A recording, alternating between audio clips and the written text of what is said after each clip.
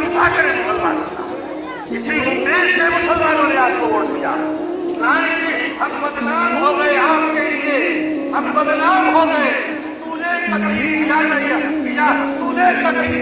तूने कभी भी भूल कर, तूने कभी भी याद न किया हमें। हमने तुम्हारी याद में सब कुछ बुला दिया, हमने तुम्हारी याद में सब कुछ बुला दिया। अरे दोस्ती करना है कर ले, आग पानी की तरह। आग जलने के लिए पानी बुझाने के लिए, आग जलने के लिए पानी बुझाने के लिए अब नाम की बीमारी हुई उसे। अबू लहब ये मक्के का हकदार था।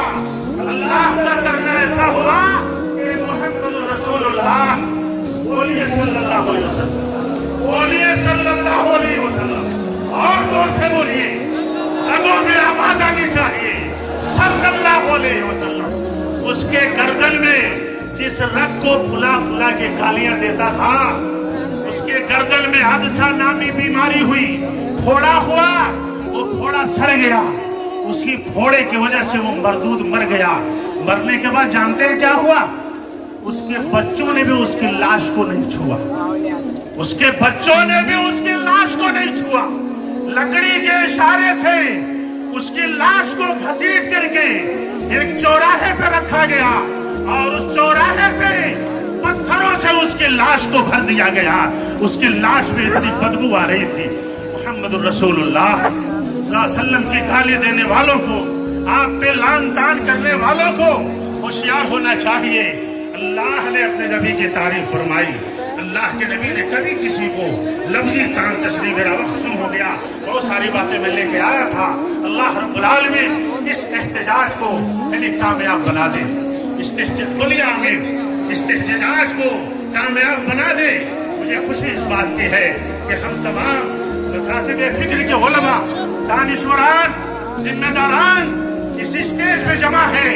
मैं शुक्र अदा करता हूँ दुश्मन इस्लाम का, जिन्होंने हमें एक होने का मौका फराहम फरमा दिया है और हमें अल्लाह ताला एक और नेक रख करके इसी तरह दीनी काज को आगे बढ़ाने की तौफीक अता फरमाए। आमीन। अस्सलाम वालेकुम रहमतुल्लाह। ಸುಬ್ಹಾನ್ ಅಲ್ಲಾಹ್. ಈಗ ಈ ಬೃಹತ್ ಪ್ರತಿಭಟನೆಯನ್ನು ಉದ್ದೇಶಿಸಿ ಇಂಡಿ ಮತಕ್ಷೇತ್ರದ ಜನಪ್ರಿಯ ಶಾಸಕರು ಅಂತ ಸನ್ಮಾನಿಸಿ ಯಶವಂತರೇಗೌಡ ಪಾಟೀಲ್ ಸಾಹೇಬರು ಮಾತಾಡಬೇಕೆಂದು ಕೇಳಿಕೊಳ್ತೇನೆ.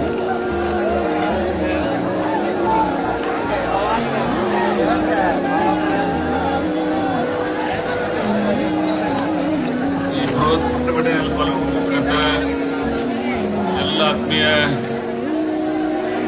ಬಂಧುಗಳೇ, ವೇದಿಕೆಯನ್ನು ಅಲಂಕರಿಸಿರ್ತಕ್ಕಂಥ ಪೂಜ್ಯರೇ, ಆತ್ಮೀಯರೇ, ಈಗಾಗಲೇ ಅನೇಕ ಜನ ಮಾತನಾಡಿದ್ದಾರೆ. ಈ ಪ್ರಪಂಚದಲ್ಲಿ ವಿಶ್ವ ಮಾನವರಾಗಿ ನಾವೆಲ್ಲ ಬದುಕಬೇಕಾಗಿ, ಆದ್ರೆ ಈ ಘಟನೆಗಳನ್ನ ನಾವೆಲ್ಲ ಸೂಕ್ಷ್ಮವಾಗಿ ಗಮನಿಸಿದ್ರೆ ಇವ್ರನ್ನ ಈ ನಗರದ ಶಾಸಕರು ಬಸನಗೌಡ ಪಾಟೀಲ್ರು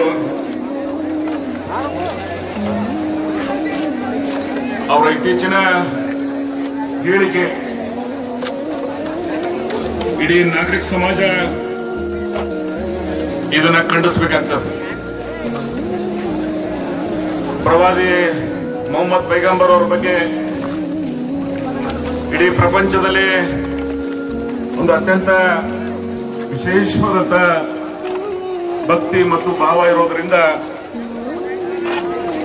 ಅಂತ ಒಂದು ಪ್ರವಾದಿಯ ಬಗ್ಗೆ ಮಾತಾಡಿರ್ತಕ್ಕಂಥ ಬಸನಗೌಡ ಪಾಟೀಲ್ರಿಗೆ ಇವತ್ತೊಂದು ಸ್ವರೂಪದಲ್ಲಿ ನಿಮ್ಮ ಮಾತಿಗೆ ಧಿಕ್ಕಾರ ಅನ್ನುವಂತಕ್ಕಂಥ ಸಂದೇಶ ಕೊಡೋಗೋಸ್ಕರ ನಾವೆಲ್ಲ ಇಲ್ಲಿ ಕೂಡಿದ್ದೇವೆ. ಬಸನಗೌಡ ಪಾಟೀಲ್ರೆ, ಮಾತುಗಳು ಎಲ್ಲರಿಗೂ ಮಾತಾಡ್ಲಿಕ್ಕೆ ಬರ್ತಾವ. ಆದ್ರೆ ಮನುಷ್ಯನಿಗೆ ಕೆಲವು ಮಿತಿಗಳನ್ನ, ಸಂಸ್ಕಾರಗಳನ್ನ ನಮಗೆ ಕೊಟ್ಟಿರ್ತಾರೆ. ನಮ್ಮ ಪೂರ್ವಜರು ಆ ಸಂಸ್ಕೃತಿಯಿಂದ, ಆ ಸಂಸ್ಕಾರದಿಂದ ನಾವೆಲ್ಲ ಬೆಳೆದಿರ್ತೀವಿ. ಇನ್ನೊಬ್ಬರ ಮನಸ್ಸಿಗೆ ನೋವಾಗದ ರೀತಿಯಲ್ಲಿ ಮಾತಾಡಬೇಕು ನೀವು. ನಾನು ಇಡೀ ಮುಸ್ಲಿಂ ಸಮಾಜದ ಸರ್ವರ ಸಹನೆಯನ್ನ ಶ್ಲಾಘಿಸ್ತೀನಿ. ನಾನು ಬಹಳ ನಿರಂತರವಾಗಿ ಈ ಸಮುದಾಯದ ಮೇಲೆ ನಿಮ್ಮ ದುರಾಪ್ರಾರದ ಮಾತುಗಳನ್ನ ನಾವೆಲ್ಲ ಗಮನಿಸಿದ್ದೀವಿ. ಆದ್ರೆ ಕೊನೆಗೆ ನೀವು ಎಲ್ಲಿಗೆ ಬಂದು ನಿಂತಿದ್ರಿ ಅಂದ್ರೆ ಪ್ರವಾದಿ ಮೊಹಮ್ಮದ್ ಪೈಗಂಬರ್ ಅವರ ಬಗ್ಗೆ ಮಾತನಾಡಿರ್ತಕ್ಕಂಥ ಈ ಅಚಾತುರ್ಯವನ್ನ ಇಡೀ ನಾಗರಿಕ ಸಮಾಜ, ಬರೀ ಮುಸ್ಲಿಂ ಸಮುದಾಯ ಅಲ್ಲ, ಯಾರು ಈ ವಿಶ್ವವನ್ನ ಮಾನವೀಯತೆಯಿಂದ ಮನುಷ್ಯತ್ವದಿಂದ ಪ್ರೀತಿಸ್ತಿರ್ತಾರೆ ಅವರೆಲ್ಲರೂ ಇದನ್ನ ಖಂಡಿಸಬೇಕಾದಂತ ಒಂದು ನಿರ್ಣಯ ಇದೆ ಅಂತ ಹೇಳಿ ನಾನು ಭಾವಿಸ್ಕೊಂಡಿದ್ದೀನಿ. ಬಸನಗೌಡ ಪಾಟೀಲ್ರೇ, ರಾಜಕಾರಣ ಶಾಶ್ವತ ಅಲ್ಲ, ಇವತ್ತು ಬರ್ತದ, ಇರ್ತದ, ಹೋಗ್ತದೆ. ಆದ್ರೆ ಇದರ ಮಧ್ಯದಲ್ಲಿ ನಾವು ಯಾವ ರೀತಿ ಬದುಕಿದೀವಿ, ನಾಗರಿಕ ಸಮಾಜ ನಮ್ಮನ್ನು ಯಾವ ರೀತಿ ಕಂಡಿದೆ ಅನ್ನೋದನ್ನ ಗಮನಿಸಿ ನಾವೆಲ್ಲ ಬಾಳಿ ಬದುಕಬೇಕಾಗ್ತದೆ. ಅಣ್ಣ ಬಸವಣ್ಣ ಹುಟ್ಟಿರ್ತಕ್ಕಂಥ ನಾಡಿನಲ್ಲಿ ನಾವೆಲ್ಲ ಬರ್ತೀವಿ. ಸರ್ವ ಜನಾಂಗಗಳನ್ನ ಪ್ರೀತಿಸ್ತಕ್ಕಂಥ ವ್ಯವಧಾನದಿಂದ ರಾಜಕಾರಣವನ್ನ ಮಾಡಿದೀವಿ, ಸಾರ್ವಜನಿಕ ಬದುಕನ್ನ ಬದುಕಿದೀವಿ. ನಿಮ್ಗೆ ಈ ಭಾಗದ ಜನ ಶಾಸಕರನ್ನಾಗಿ, ಸಂಸದರನ್ನಾಗಿ, ಕೇಂದ್ರ ಸಚಿವರನ್ನಾಗಿ ಮಾಡಿದರು. ಅದು ಇದಕ್ಕಾಗಿನ ಇಡೀ ಬಿಜಾಪುರ ಜಿಲ್ಲೆಯಲ್ಲಿ ಬಿಜಾಪುರ ನಗರ ಅದು ವಿದ್ಯಾವಂತರ ಕ್ಷೇತ್ರ ಇತ್ತು.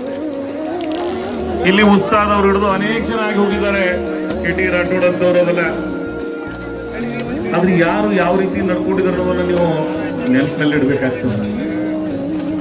ನೀವು ಮಾತಾಡಿರ್ತಕ್ಕಂಥ ಮಾತುಗಳು ನಿಮ್ಮ ವ್ಯಕ್ತಿತ್ವ ಅಲ್ಲ, ಈ ಜಿಲ್ಲೆಗೆ ಸಹಿತ ಒಂದು, ಈ ಜಿಲ್ಲೆಯ ಜನ ಇಂಥವ್ರನ್ನ ಆಯ್ಕೆ ಮಾಡ್ತಾ ಇರ್ತಕ್ಕಂಥ ವಾತಾವರಣ ನಿರ್ಮಾಣ ಆಗ್ತದೆ.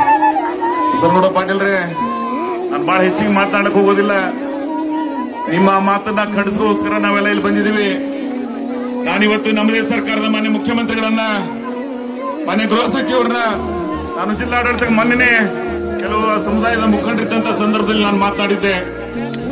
ಯಾರು ನಾಗರಿಕ ಸಮಾಜದ ಶಾಂತಿಗೆ ಭಂಗ ತರ್ತಕ್ಕಂಥ ಮಾತುಗಳನ್ನ ಆಡ್ತಾರೆ ಅವ್ರ ಮೇಲೆ ಉಗ್ರ ಕ್ರಮ ಆಗಬೇಕಂತಕ್ಕಂಥ ಒಂದು ನಿರ್ಣಯವನ್ನ ಮಾಡಬೇಕಾಗ್ತದೆ. ಮನುಷ್ಯತ್ವವನ್ನು ಮೀರಿ ನಮ್ಮ ರಾಜಕಾರಣವನ್ನು ಮಾಡ್ಲಿಕ್ಕೆ ಸಾಧ್ಯ ಇಲ್ಲ. ಈ ಸಮುದಾಯದ ಸ್ವಾಭಿಮಾನಕ್ಕೆ ನೀವು ಇವತ್ತು ಧಕ್ಕೆ ತರ್ತಕ್ಕಂಥ ಪ್ರಯತ್ನವನ್ನು ಮಾಡಿದ್ದೀರಿ.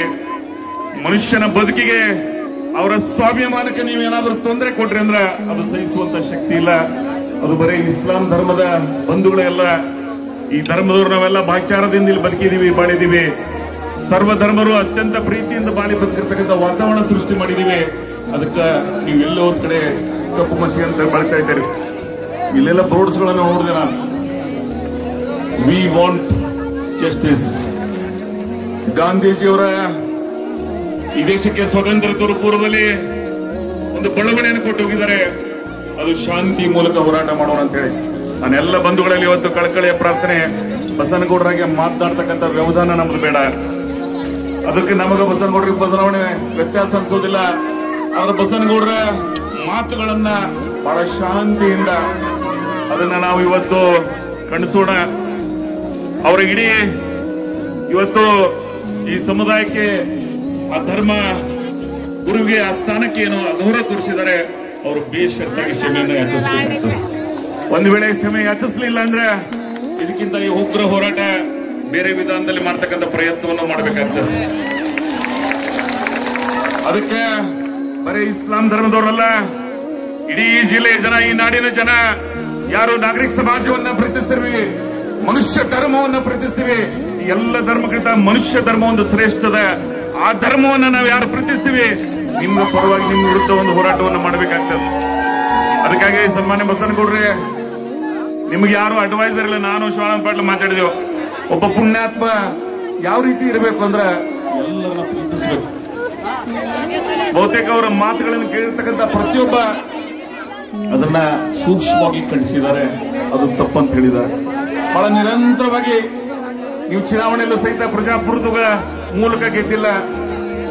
ಮುಷರಫ್ ಅವರು ಒಂದು ಮಾತು ಹೇಳಿದ್ರು ಗೆದ್ದ ನಂತರ, ನೀವು ಎಲ್ಲಿಂದ ಗೆದ್ದಿದ್ರಿಂದ ಬಿಜಾಪುರ ನಮ್ಮ ನಗರದ ಮತದಾರ ಇನ್ನಿಲ್ಲ, ಬೇರೆ ಭಾಗದ ಮತದಾರ ಕರೆಸ್ಕೊಂಡು ನೀವು ಇವತ್ತು ಚುನಾವಣೆ ಗೆದ್ದಿದ್ದೀರಿ. ಈ ಅನೈತಿಕ ಗೆಲುವು ಇವತ್ತು ನಾವು ಒಪ್ಪೋದಿಲ್ಲ. ಚುನಾವಣೆ ಆಯೋಗದ ಮುಖಾಂತರ ನೀವೆಲ್ಲ ಗೆದ್ದಿರಬಹುದು, ಆದ್ರೆ ಜನರ ಹೃದಯವನ್ನ ನಾವು ಗೆದ್ದಲಿಕ್ಕೆ ಆಗ್ಲಿಲ್ಲ. ನಮ್ಮ ಅಧಿಕಾರ ಅವಧಿ 5 ವರ್ಷ ಅಲ್ಲ, ನಿರಂತರವಾಗಿ ಜನರ ಪ್ರೀತಿಯನ್ನ ಪ್ರತಿ ದಿವಸ ಪ್ರತಿ ಕ್ಷಣ ನಾವು ಗೆದಿಬೇಕಾಗ್ತದೆ.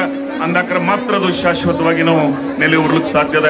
ಬಸನಗೌಡರ 5 ವರ್ಷದ ಅವಧಿಗಾಗಿ ನೀವು ಈ ಜನಾಂಗಕ್ಕೆ ಬೈದ್ರೆ ಹಿಂದೂಗಳ ಮತ ಹಾಕ್ತಾರೆ ಅಂತ ತಿಳ್ಕೊಂಡಿದ್ರೆ ಅದು ತಪ್ಪು ಅಂತ ತಿಳ್ಕೊಳ್ಳಿ. ನೀವು ಬಹಳ ಸಲ ಕಾಶಿಗೆ ಕೇಳ್ತಿರ್ತೀವಿ ನಾವು, ಈ ಸಮುದಾಯಕ್ಕೆ ಬೈದ್ರೆ ಹಿಂದೂಗಳು ನಮಗೆ ಮತ ಬರ್ತಾವ, ಅದಕ್ಕಾಗಿ ನಾನು ಈ ರೀತಿ ರಾಜಕಾರಣ ಮಾಡ್ತೀನಿ ಅಂತ ಹೇಳಿದ್ರೆ, ಆದ್ರೆ ಮನಸ್ಸಿಗೆ ನೋವು ಮಾಡಿ ಅಧಿಕಾರ ಸಿಕ್ಕಿರಬಹುದು ನಿಮಗೆ. ಆದ್ರೆ ನಾಗರಿಕ ಸಮಾಜದ ಆ ಏನು ನೈತಿಕ ಮೌಲ್ಯಗಳನ್ನ ನೀವೇನು ಜಾಡಿಗೆ ತೋರಿದ್ದೀರಿ, ಆ ಸೋಲು ನೀವು ಶಾಶ್ವತವಾಗಿ ಈ ಭಾಗದಲ್ಲಿ ಕಂಡಿದ್ರಿ ಅಂತ ನಾನು ಭಾವಿಸ್ಕೊಂಡಿದ್ದೀನಿ. ಒಟ್ಟಾರೆ ಈ ಭಾಗದ ಈ ಬಿಸಿಲಿನಲ್ಲಿ 41, 42 ಈ ಡಿಗ್ರಿಯಲ್ಲಿ ಸಹಿತ ಈ ಪ್ರಮಾಣದಲ್ಲಿ ಬಹುತೇಕ ಇಲ್ಲಿ ಇಡೀ ಸಮುದಾಯ ಕೂಡಿಸ್ಬೇಕಂದ್ರೆ ಬಿಜಾಪುರದಲ್ಲಿ ಒಂದು ಇರುವಾಡ್ಲಿಕ್ಕೆ ಸಾಕ್ತಿರಲಿಲ್ಲ, ಸ್ವಲ್ಪ ಜಾಗ ಕೂಡಿಸಬಹುದಾಗಿತ್ತು ಜನ. ಆದ್ರೆ ಬಹಳ ಶಾಂತಿಯಿಂದ ಈ ಸಂಘಟನೆ ಮಾಡಿದವ್ರಿಗೆ ನಾನು ವಿಶೇಷವಾದಂತ ಕೃತಜ್ಞತೆಯನ್ನು ಸಲ್ಲಿಸ್ತೀನಿ. ಇವತ್ತು ಬಹಳ ಶಾಂತಿಯಿಂದ ನೀವು ಈ ಕಾರ್ಯಕ್ರಮವನ್ನ ಆಯೋಜನೆ ಮಾಡಿದ್ದಾರೆ. ಇದೇ ನಮ್ಮ ಪೂರ್ವಜರು ಕೊಟ್ಟಿರ್ತಕ್ಕಂಥ ಸಂಸ್ಕೃತಿ ಮತ್ತು ಸಂಸ್ಕಾರ. ಬಸನಗೌಡ್ರೆ, ನಾವು ನಿಮ್ಮಂಗಿಲ್ಲ ಅನ್ನೋದನ್ನ ತೋರಿಸ್ಕೊಟ್ಟಿದ್ರಿ ಇವತ್ತು ಅನ್ನೋದನ್ನ ಸೂಕ್ಷ್ಮವಾಗಿ ಕಾರ್ಯಕ್ರಮ ಮುಖಾಂತರ ಪ್ರತಿಬಿಂಬಿಸಿದ್ದೀರಿ. ನಾನು ಅದಕ್ಕಾಗಿ ಅವ್ರನ್ನ ಈ ಸಂದರ್ಭದಲ್ಲಿ ಬದಲಾವಣೆ ಆಗ್ಬೇಕು. ಬದಲಾವಣೆ ನಿಸರ್ಗದ ನಿಯಮ. ನೀವು ಯಾವ ರೀತಿ ಈ ರೀತಿ ದಬ್ಬಾಳಿಕೆ ಮಾತುಗಳನ್ನ ಆಡಿದಿರಿ, ಅದನ್ನ ಮುಂದಿನ ದಿನಮಾನದಲ್ಲಿ ಬದಲಾವಣೆ ಆಗ್ಬೇಕು. ಬದಲಾವಣೆ ಮಾಡ್ಲಿಲ್ಲ ಅಂದ್ರೆ ಈ ನಾಡಿನ ಜನ, ಈ ಭಾಗದ ಜನ ನಿಮ್ಗೆ ಆ ಬದಲಾವಣೆ ತರ್ತಕ್ಕಂಥ ಪ್ರಯತ್ನ ಮುಂದಿನ ದಿನಮಾನದಲ್ಲಿ ಮಾಡ್ತಾರೆ ಅಂತಕ್ಕಂಥ ಮಾತನ್ನ ಹೇಳಿ ಬಹಳ ಹೆಚ್ಚಿಗೆ ಸಮಯವನ್ನ ತಗೋದೆ. ಇವತ್ತು ನಾವೆಲ್ಲ ಇಲ್ಲಿ ಕೂಡಿದ್ದೀವಿ. ಒಬ್ಬರು ಮೌಲಾನ ಅವ್ರು ಮಾತಾಡಿದ್ರು, ನಾವು ಕಾಂಗ್ರೆಸ್ ಅವ್ರನ್ನ ಸದಾ ಹೃದಯದಿಂದ ಬೆಂಬಲಿಸಿದೀವಿ, ನಿಮಗಾಗಿ ನಮ್ಮ ಹೆಸರನ್ನ ಕಳ್ಕೊಂಡಿದೀವಿ, ನಮ್ಮ ಸಮುದಾಯದ ಅನೇಕ ಸಮಸ್ಯೆಗಳನ್ನು ಎದುರಿಸ್ತಿದೀವಿ ಅಂತೇಳಿ. ನಾನಿವತ್ತೊಬ್ಬ ಕಟ್ಟ ಕಾಂಗ್ರೆಸ್ಸಿನಾಗಿ, ನಿಜ ಕಾಂಗ್ರೆಸ್ಸಿನಾಗಿ ನಿಮ್ಮ ಜೊತೆಗೆ, ಕಾಂಗ್ರೆಸ್ ಸದಾ ನಿಮ್ ಜೊತೆಗೆ ನಾವು ಇರ್ತೀವಿ ಅಂತಕ್ಕಂಥ ಮಾತನ್ನ ಹೇಳಬೇಕಾಗ್ತದೆ. ನಮ್ಮ ರಕ್ತದ ಕಥೆಯಲ್ಲಿ ಕಾಂಗ್ರೆಸ್ ಸಿದ್ಧಾಂತ ಇದೆ. ಈ ದೇಶದ 140 ಕೋಟಿ ಜನರನ್ನ ಪ್ರೀತಿಸ್ತಕ್ಕಂಥ ವ್ಯವಧಾನ ಆ ಗಾಂಧಿ ಕುಟುಂಬದಿಂದ ನಾವು ಕಲ್ತಿದ್ದೀವಿ. ಅದಕ್ಕಾಗಿನೇ ನಾವು ಸಂಸ್ಕೃತಿಯನ್ನ ಪ್ರತಿಬಿಂಬಿಸುವ ರೀತಿಯಲ್ಲಿ ಈ ಭಾಗದ ಜನ ಸದಾ ನಮ್ಮ ಜೊತೆಗೆ ನೀವೆಲ್ಲ ಇರಬೇಕಾಗ್ತದೆ. ಬರೀ ಇಷ್ಟೇ ಅಲ್ಲ, ಎಲ್ಲ ಸಮುದಾಯದವ್ರನ್ನ ಕೂಡಿ ಇಲ್ಲೊಂದು ಹೊಸ ವಾತಾವರಣ ಸೃಷ್ಟಿ ಮಾಡಬೇಕಾಗ್ತದೆ. ಇಲ್ಲಿ ಮಕ್ಕಳಿಗೆ ಡಾಕ್ಟರ್ ಬಾಬಾ ಸಾಹೇಬ್ ಅಂಬೇಡ್ಕರ್ ಅವರು ಒಂದು ಸಂವಿಧಾನ ಕೊಟ್ಟು ಹೋಗಿದ್ದಾರೆ. ಈ ದೇಶದ ಯಾವ ರೀತಿ ನಾವು ಬಾಳಿ ಬದುಕಬೇಕಂತ ಹೇಳಿ ಆ ಸಂವಿಧಾನ ನಮ್ಗೆ ಯಾವ ರೀತಿ ಹೇಳಿಕೊಟ್ಟಿದೆ ಅನ್ನೋದನ್ನ ಸೂಕ್ಷ್ಮ ಜ್ಞಾನ ಇರಬೇಕು. ಇವತ್ತು ನಾವೇನಾದ್ರೂ ಚುನಾಯಿತ ಪ್ರತಿನಿಧಿಗಳಾದ್ರೆ ಪ್ರಮಾಣ ವಚನ ಸ್ವೀಕರಿಸತಕ್ಕಂಥ ಸಂದರ್ಭದಲ್ಲಿ ರಾಗ ದ್ವೇಷ ನಮ್ಮಲ್ಲಿ ಇರಬಾರ್ದು. ನಮ್ಮ ವೈಯಕ್ತಿಕ ಹಿತಾಸಕ್ತಿಗಳನ್ನ ಬದಿಗೊತ್ತಿ ಸಾರ್ವಭೌಮತೆಗಾಗಿ, ಜನರ ಹಿತಾಸಕ್ತಿಯಾಗಿ ನಾವೆಲ್ಲ ಬದುಕಬೇಕಾಗ್ತದೆ. ಅದನ್ನ ಅರಿವಿನಲ್ಲಿ ಇಟ್ಕೊಂಡು ಅಣ್ಣ ಬಸವಣ್ಣ ಹುಟ್ಟಿದ ಮೇಲೆ ಪಕ್ಕದ ಬಲ್ಕಾಗಿ ನೋಡಿದೀವಿ.